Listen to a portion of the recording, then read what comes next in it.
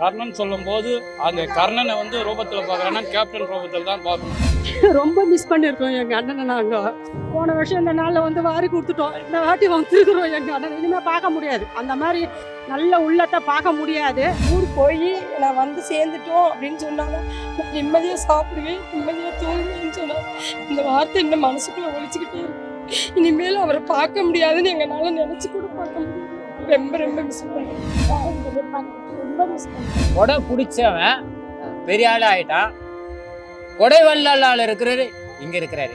ஒரே ஒரு கும்பனால கூட என்னுடைய தலைவன் கேப்டன் போல இனி ஒரு தலைவன் பிறக்கவும் முடியாது, பிறக்கவும் இல்லை. இது சத்தியம், சத்தியம், சத்தியம், சத்தியம். இது ஜெயலலிதாவோ கலைஞரோ யாரு இருந்திருந்தாலும் தலைவர் இடத்துல யாரையுமே வச்சுப்பாங்க.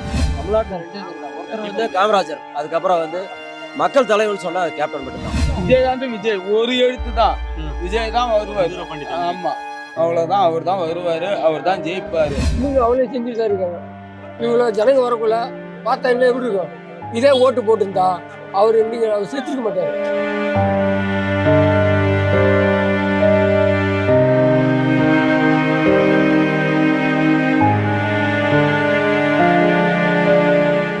அண்ணன் வந்து பக்கா திமுக. ஆனா அண்ணன் வந்து விஜய் பிடிக்கிறாண்டி வந்திருக்காரு, நம்ம கூட வந்திருக்காரு. அண்ணன் வந்து திமுக செயலாளர் நம்ம ஊர்ல.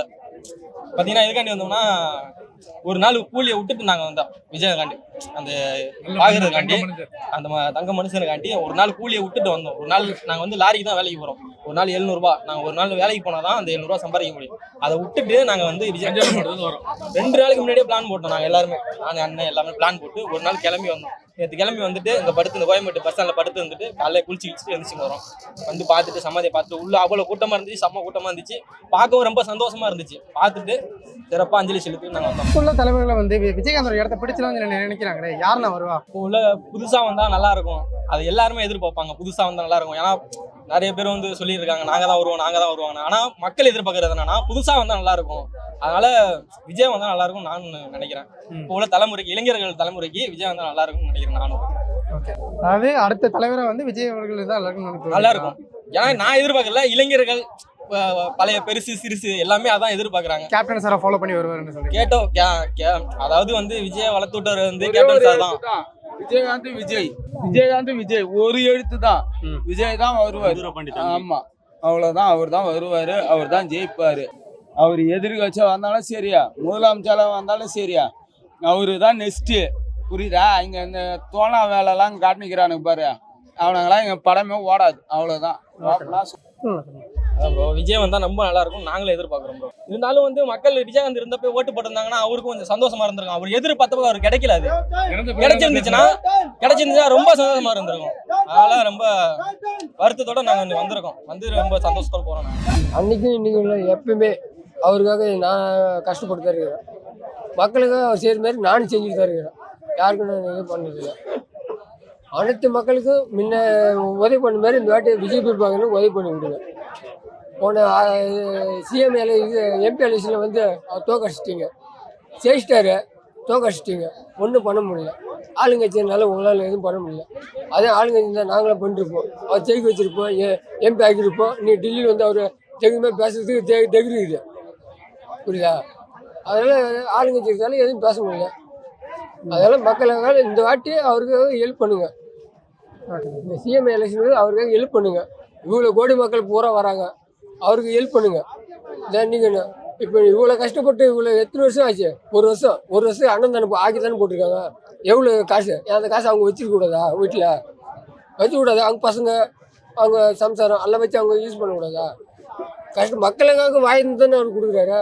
எடுத்துகிட்டு போ, மக்கள் நான் இருக்கிற வரைக்கும் மக்களுக்காக ஹெல்ப் பண்ணு அப்படின்னு தான் சொல்லி கொடுத்தாரு. நீங்கள் அவ்வளோ செஞ்சுட்டு தான் இருக்காங்க. இவ்வளோ ஜனங்க வரக்குள்ள பார்த்தா என்ன எப்படி இருக்கும்? இதே ஓட்டு போட்டிருந்தா அவர் அவர் சேர்த்துக்க மாட்டார். இன்னைக்கு அவர் சேர்த்துக்க மாட்டார். நேர்மை நியாயத்துக்கு வந்து அவர் கரெக்டாக இருந்தார். எல்லாருக்கும் கர்ணன் சொல்லுவாங்க. கர்ணன் சொல்லும் போது அந்த கர்ணனை வந்து ரூபத்தில் பார்க்குறேன்னா கேப்டன் ரூபத்தில் தான் பார்க்கணும். எதுன்னா பசியார வந்தவருக்கும் சாப்பாடு போட்டோம், உதவி கேட்ட அனைத்துவருக்கும் உதவி பண்ணி கர்ணன் இவர் தான் கர்ணன்றது நாங்கள் நேரடியாக இவர் மூலியமாக கேப்டன் மூலியமாக தான் நாங்கள் பார்க்குறோம். ஏன்னா நாங்கள் வந்து மகாபாரதத்தில் சொல்கிறாங்க, மகாபாரதத்தில் பார்த்து கதையை தான் பார்த்துருக்கோம், நேரடியாக பார்க்கல. இது லைவாக நாங்கள் அனுபவித்து பார்த்துருக்கோம். விஜய் பிரபாகரன் கண்டிப்பாக வரணும்னு, கண்டிப்பாக அவர் பிடிப்பாருன்னு நாங்கள் எங்கள் அண்ணனை பார்க்க வந்தோம். எங்கள் அண்ணன்னா எனக்கு ரொம்ப பிடிக்கும். ரொம்ப மிஸ் பண்ணியிருக்கோம் எங்கள் அண்ணனை. நாங்கள் போன வருஷம் இந்த நாளில் வந்து வாரி கொடுத்துட்டோம். இந்த வாட்டி வந்துருக்குறோம் எங்கள் அண்ணனை. இனிமேல் பார்க்க முடியாது. அந்த மாதிரி நல்ல உள்ளத்தை பார்க்க முடியாது. இனிமேல் பிறந்து வர்றதுக்கும் முடியாது. இனிமேலாவது எப்படி நாங்கள் வந்து எப்படி எனக்கு வந்து கூட பிறந்த அண்ணனை இறந்தாலும் எனக்கு அவ்வளோ துக்கம் இல்லை. வந்தாலே இந்த ஆஃபீஸ்க்கு வயிறார சாப்பாடு போட்டு தான் அனுப்புவார் எங்கள் அண்ணன். வாங்கம்மா, நான் அங்கே வந்து இது வரைக்கும் எனக்கு நல்ல மரியாதை இந்த ஆஃபீஸில் நடந்துருக்குது. நான் பெரும்பாக்கம் இதில் வந்து இருக்கேன். நான் நல்ல மரியாதை. அண்ணன் இருக்கிற வரைக்கும் எங்களுக்கு எந்த பயம் இல்லாத ராவம் பாலம் நான் வெளியில் வந்தேன். நான் இந்த கட்சியில் இருக்கேன்ற தைரியமாக வெளியில் வந்தேன். இனிமேல் வர்றதுக்கே எனக்கு பயமாக இருக்குது வெளியில் வரோம். ஏன்னா மக்களை பார்க்கவே எனக்கு பயமாக இருக்குது வெளியில் வரோம். எப்படின்றது எங்களுக்கே தெரியல. அவரோட நல்ல மனசு வந்து இதுக்கப்புறம் யாருக்குமே வருமானது கிடையாது. அவரோட வழியை வந்து அண்ணி எடுத்து நல்லபடியாக நடத்துவாங்கன்றது நம்பிக்கையில் நாங்கள் இருக்கிறோம். அந்த நம்பிக்கையோடு தான் இதுக்கப்புறம் நாங்கள் இருப்போம். கண்டிப்பாக அவ்வளோதான். அவரோட மகனும் அந்த மாதிரி எடுத்து பண்ணுவாருன்ற ஒரு நம்பிக்கை இருக்குது. அப்பா மாதிரியே வந்திருக்காரு. அவரும் 100% செய்வார். அந்த நம்பிக்கை கண்டிப்பாக இருக்குது. கேப்டன் சார் இடத்த ஒரு மகன் கண்டிப்பாக பிடிப்பாரு. கண்டிப்பாக பிடிப்பாரு. அந்த இடத்த அவர் நிரப்பி வைப்பாரு. கன்ஃபார்ம் 100% நம்பிக்கை இருக்குது. எங்களுக்கு நம்பிக்கை இருக்குது.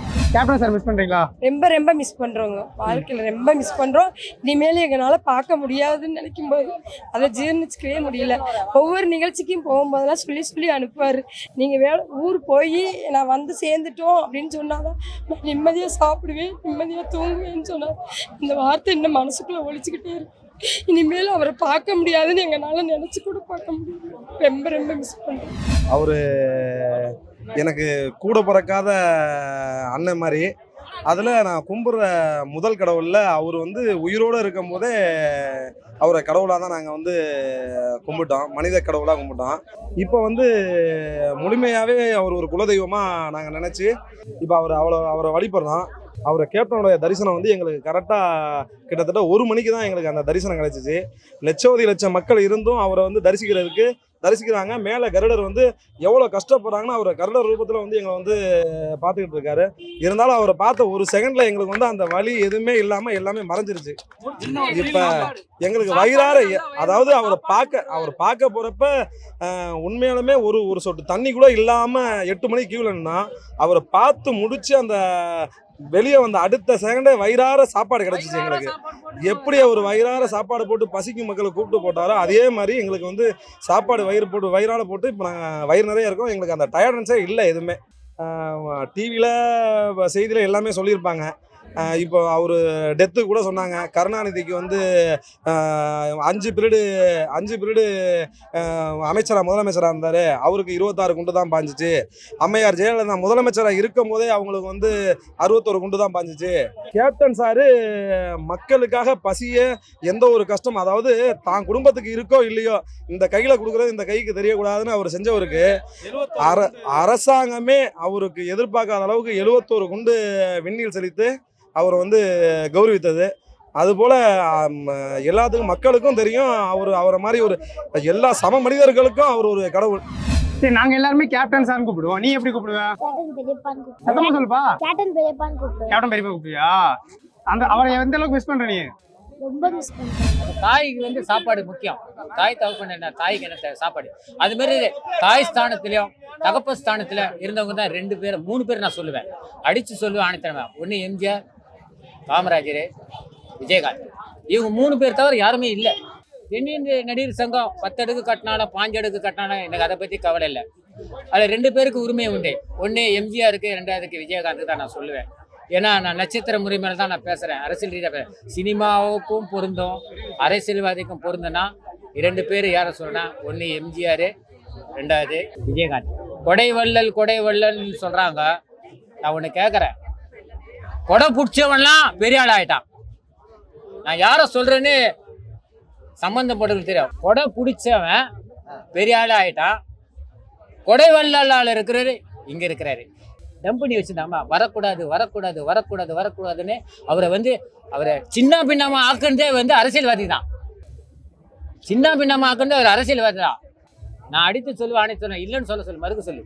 ஏன்னா நான் வந்து தீவிர எம்ஜிஆர் பக்தர், 2வது பக்தரா நான் மாறினது விஜயகாந்த் தான். ஏன்னா சாப்பாடோட அருமை 3 பொருள் வாங்குறாங்கன்னா அந்த அம்மா பிரேமலதா மேடம் வாங்குறாங்கன்னா சாதாரண விஷயம் இல்லை. ஒன்று வண்டி, இன்னொன்று மோதிரம், இன்னொன்று எம்ஜிஆர் அணிந்த கோட்டு. எதுக்காக வந்திருக்கேன்னா தலைவருக்கு வந்து பார்த்தீங்கன்னா ஒரு எவ்வளோ மக்களுக்கு எவ்வளோ செய்கிறாரு, நான் ஒரு வேண்டுதல் வைக்கணுன்றதுக்காகவே வந்திருக்கேன். என்னன்னு கேட்டிங்கன்னா பௌர்ணமிக்கு நான் அன்னதானம் போடணும். ஏன்னா அவர் கடலளவு செஞ்சுருக்கிறாரு, அவரை மாதிரி செய்ய முடியாது என்னால். அதனால் வேண்டி ஒரு பௌர்ணமிக்காவது அந்த அன்னதானம் போடணும். அவர் பேரை வள்ளலாரை ஃபோட்டோ வச்சு இவருடைய ஃபோட்டோ வச்சு நான் ஒவ்வொரு பௌர்ணமிக்கும் அன்னதானம் போடணும். அந்த வேண்டுதலை நான் வந்து ஒரு இல்லாதப்பட்டவன் தான், என்கிட்ட ஒன்றுமே இல்லை. நான் வந்து இந்த வேண்டுதலை அவர்கிட்ட வச்சுட்டு வந்திருக்கிறேன். ஒவ்வொரு பௌர்ணமி நான் வந்து அன்னதானம் போடணும், மக்களுக்கு ஏதாவது ஒன்று என்னால் முடிஞ்சது செய்யணும் அப்படின்றதுக்காக நான் வந்திருக்கிறேங்க. அவ்வளோ தூரத்துலேருந்து இதுதான் என்னோட ஆசையே. ஏன்னா இந்த கூட்டத்தை பார்த்தீங்களா, எந்த அளவுக்கு கூட்டம், இந்த வரலாறு காணாத கூட்டமாக இருக்குது. அந்த அளவுக்கு கூட்டத்தை பார்த்து நான் பிரமிச்சு போயிட்டேன். எனக்கு ரொம்ப சந்தோஷமும் வருது, ஆனந்த கண்ணீர் வருது. மாலையை போட்டிருக்கிறேன், நான் இருந்தாலும் ஏகப்பட்டது அழுதுட்டேன். நான் என்னால் கண்ட்ரோல் பண்ணவே முடியல. இந்த ஐயாவை பார்க்கறதுக்கு எதுக்காக வந்தேன்னா, இந்த வேண்டுதலை வச்சு இந்த வேண்டுதல் 4 பேர் என்ன மாதிரியே எத்தனை பேர் வராங்க, அந்த வேண்டுதல் எல்லாருமே பழிக்கணும். பழிச்சு இன்னும் மேலும் மேலும் வந்து இந்த கோயில் வந்து சிறப்படையணுன்றது என்னோட வேண்டுதல். ஒரே ஒரு கும்பனால கூட என்னுடைய தலைவன் கேப்டன் போல இனி ஒரு தலைவன் பிறக்கவும் முடியாது, பிறக்கவும் இல்லை. இது சத்தியம் சத்தியம் சத்தியம் சத்தியம். இது புரியுதுங்களா? ஆமா, எந்த தலைவனால பிறக்க முடியாது. என்னுடைய தலைவன் குணமே கிடையாது. எம்ஜிஆரோ ஜெயலலிதாவோ கலைஞரோ யாரு இருந்திருந்தாலும் தலைவர் இடத்துல யாரையுமே வச்சு பார்க்க முடியாது. தலைவர் இருந்திருந்து ஆட்சிக்கு வந்து ஒரு 5 வருஷம் ஆண்டிருந்தாருன்னா சந்தோஷம். அவர் இழப்ப மறக்கவே முடியாத ஒரு விஷயம். அந்த இடத்துல இப்ப அவங்க பையன் வந்து மக்கள் ஏமாத்துறாங்க. வரவிடாம ஏன் மக்கள் ஏமாத்துறாங்க? பணத்துக்காக தானே ஓட்டு போடுறாங்க. ஏன் அவரை வந்து முதலமைச்சர் ஆக்கணும்ன்ற விருப்பம் ஏன் மக்களுக்கு வர மாட்டேங்குது? அவர் எத்தனை மக்களுக்கு உணவு போடுறாங்க, அந்ததுக்காண்டியாவது அவங்க நல்லா யாருமே நினைக்க மாட்டாங்கல்ல. அந்த மாதிரி யாருங்க நினைக்கிறாங்க? யாருமே நினைக்க மாட்டாங்கல்ல. அதுக்கு அந்த பசங்களை வர வைக்கலாம்ல. நாங்கள் வாழ்கிற வரைக்கும் அவருக்கு மனசில் இருப்பார்.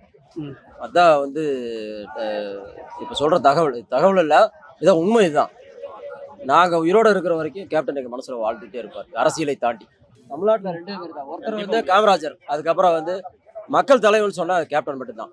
நிறைய பேர் வரலாம் போகலாம், அரசியல் பண்ணலாம், ஆனால் கேப்டனோட இடத்தை யாரும் பிடிக்கவே முடியாது. கேப்டன் விஜயகாந்த் இவர்லேருந்து 1 வருஷம் ஆச்சு, எப்படி நினைக்கிறீங்களா? நாங்கள் வந்து தென்காசி தெற்கு மாவட்டம், எங்கள் மாவட்ட செயலர் பழனிசங்கர் தலைமையில் ஒரு 500 பேருக்கு மேலே வந்திருக்கோம். கேப்டன் மறைந்து 1 வருஷம் ஆனாலும் 1 வருஷம் ஆன மாதிரி தெரியல. ஏன்னா கேப்டன் வந்து எங்கள் உள்ளத்தில் எப்போதும் இருந்துக்கிட்டே இருக்கு. அதனால் நாங்கள் ஒரு பெரிய மறைவாக எடுக்கலை. கேப்டன் ஆலயத்தில் வந்து இந்த கேப்டனுடைய குடும்பத்தில் கலந்துருக்கோம். அவர் வெற்றிடத்தை மாற்றுறதுக்கு யாருமே இல்லை. ஆனால் இன்னைக்கு வந்து கேப்டனை மறுபடியும் பார்த்த மாதிரி தம்பி சண்முக பாண்டியன் வந்து இன்னைக்கு இந்த பேரணிக்கு தடை வச்சிருந்தாலும் அந்த தடைக்கு நான் இருக்கேன்டா, கேப்டன் எப்படி வேட்டியை மடிச்சு கட்டி வருவாரோ அதே மாதிரி அதை உடைச்சி எங்களுக்கெல்லாம் ஒரு கேப்டன் இன்னைக்கு ஒரு கண் அவருக்கு முன்னே நாங்கள் பார்த்தோம். அது எங்களுக்கு மிகப்பெரிய மகிழ்ச்சி. அது விஜய் பெறப்பாங்கன்னு சண்முக பாண்டியன் தான் அதை வெற்றி எடுத்து ஃபுல் பண்ண முடியும். வேற யாராலையும் அதை ஃபுல் பண்ண வாய்ப்பே கிடையாது. ஆமாம், அதேமாரி அந்நியாரும் கேப்டன் என்ன செய்யணும்னு விரும்பினாரோ அதை இன்னைக்கும் கேப்டன் மாதிரி எங்களுக்கெல்லாம் ஒரு புத்துணர்ச்சியை கொடுத்து கேப்டன் செய்ய நினைச்சு நீ செஞ்சுக்கிட்டு இருக்காங்க. அதை யாராலையும் மறக்கவே முடியாது.